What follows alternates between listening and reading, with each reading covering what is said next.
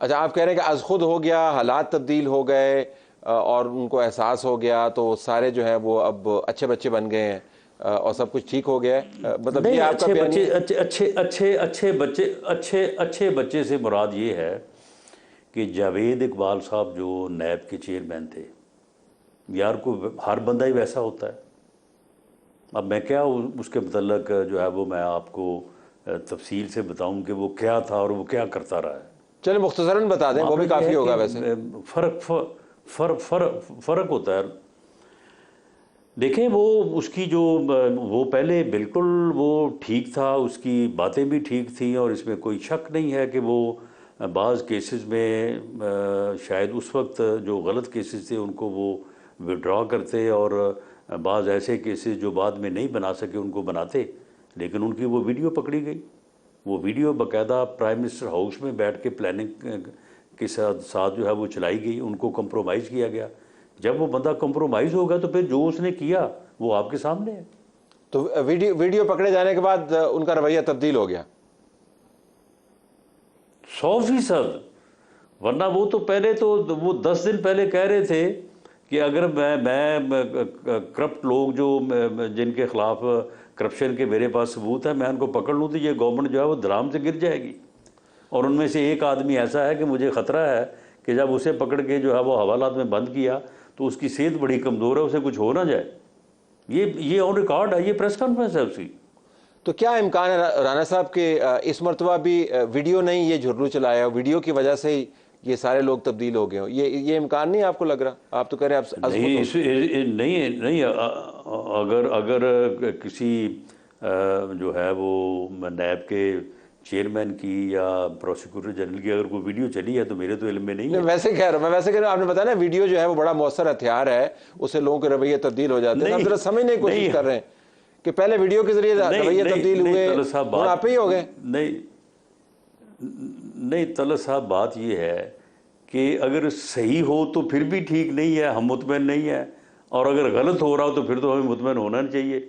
नहीं नहीं, तो मैं मामला तो ये है सिर्फ कि मामले की तह तक अगर ये पहुंचना चाह रहा हूँ। उस वक्त अगर ये सही हो रहा था, ठीक है। अगर तो उस वक्त ये जो हो रहा था ठीक हो रहा था, तो फिर तो आज हमें जो है वो इसके ऊपर जो है वो ऑब्जेक्शन होना चाहिए।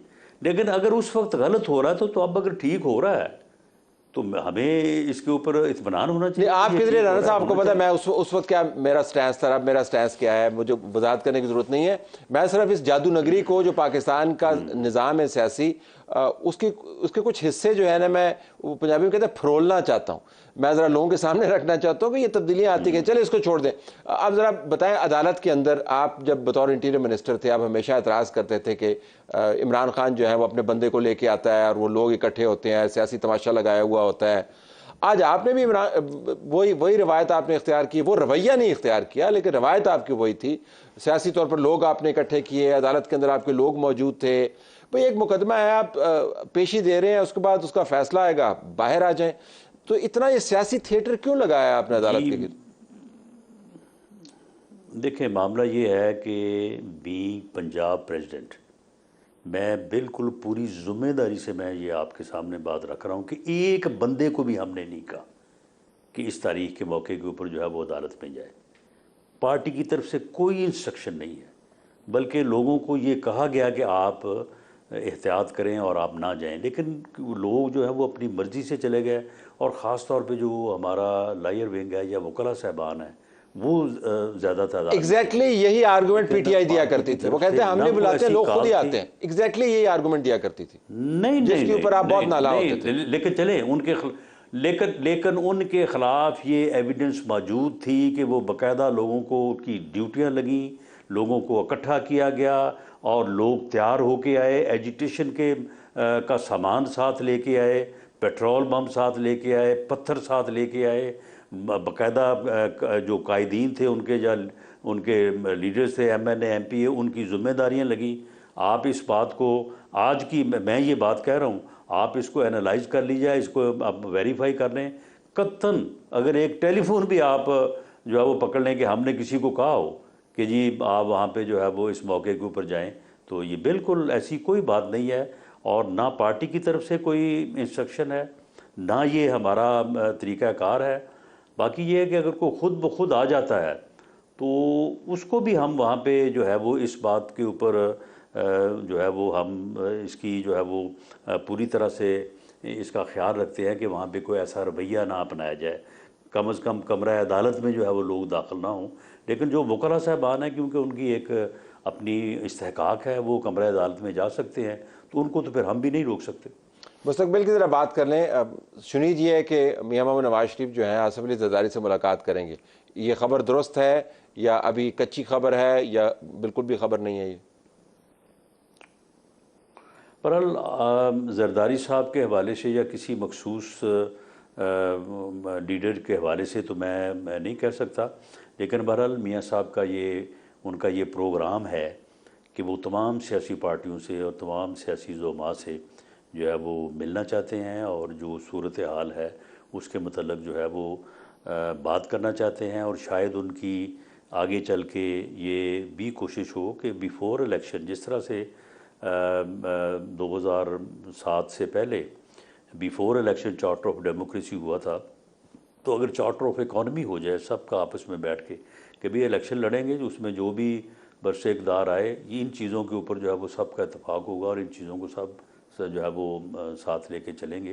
तो इस बात की भी जो है वो उनके जहन में ये है कि लेकिन कोई खुसूसी नशिस्त आपके इल्म में नहीं है जो आसिफ अली जरदारी साहब के चार्टर साथ ऑफ इकॉनमी?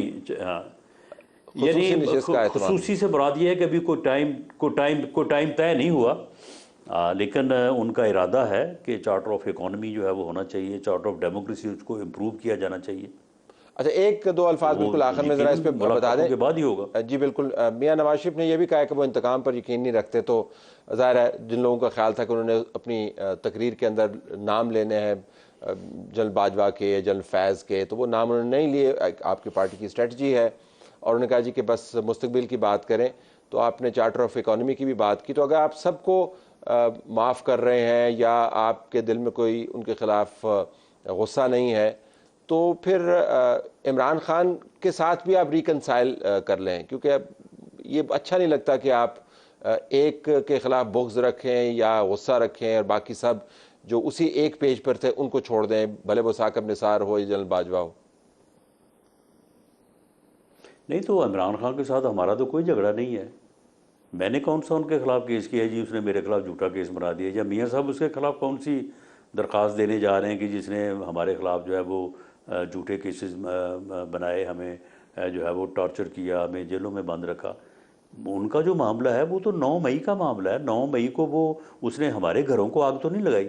मेरे घर को खैर कोशिश वहाँ पे की उन्होंने फैसलाबाद, लेकिन उसमें वो कामयाब नहीं हो सके। तो उन्होंने हमारे घरों को भी आग नहीं लगाई, कोई मुकदमा हमने उनके ख़िलाफ़ दर्ज नहीं करवाया और ना ही हमारा उनके साथ उस दिन 9 मई को हमारे साथ उनका कोई मामला या झगड़ा हुआ है। वो अब जिनके साथ हुआ है, जिस तरह से हुआ है, वो जिस तरह से स्टेट के एक अदारे के ऊपर चढ़ दौड़े हैं, तो ये माफ़ी तो वहाँ से हो सकती है, हमसे तो नहीं हो सकती।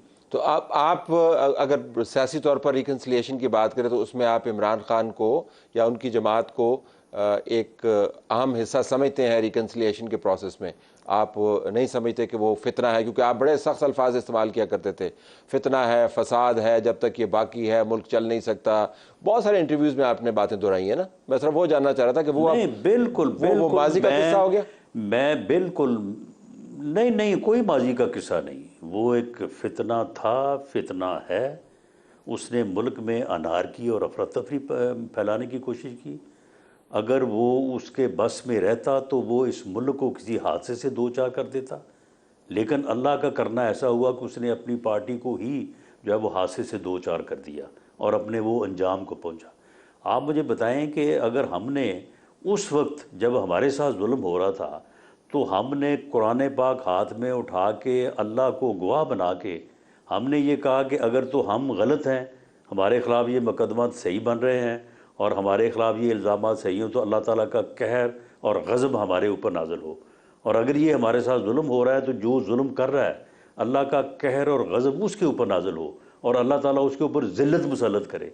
तो अब अगर उनके ऊपर ये ज़िल्लत मुसल्लत हुई है तो फिर अब हम इसके ऊपर जो है वो हम कहें कि ये गलत हुआ है, हम इसके जो है वो मदई बन जाए। ये मकाफ़ात अमल भी तो कोई चीज़ होती है ना। एक आदमी अगर गलत काम करता है और उसके उस वजह से अपने अंजाम को पहुंचता है, तो फिर उसमें आप मुझे बताएं कि जिन लोगों के साथ उसने जुल्म किया, जिनके साथ उसने ज़्यादती की, और जिन्होंने जो है वो उस वक्त ये आवाज़ बुलंद की, तो अगर उसका कोई नतीजा सामने आ रहा है तो फिर कम से कम अब हमसे तो ये तवक्को ना करें कि हम ही जो है वो अब इसमें जो है वो मुद्दई बन जाए और हम ही इसमें जो है वो सारा मामला जो है वो उनका केस जो है वो अपने गले लगा लें और हम उनके जो है वो वकील बन के जो है वो खड़े हो जाएं। ये इस हद तक जाना तो मुमकिन नहीं है। नहीं, बिल्कुल, मेरी तवक्को ना ये थी, ना ही मेरा सवाल था, ना ही ख्वाहिश है कि आप उनके मुद्दई बने। मैं सिर्फ जानना चाह रहा था कि आप कहाँ पे खड़े हैं इमरान खान के मामले पर।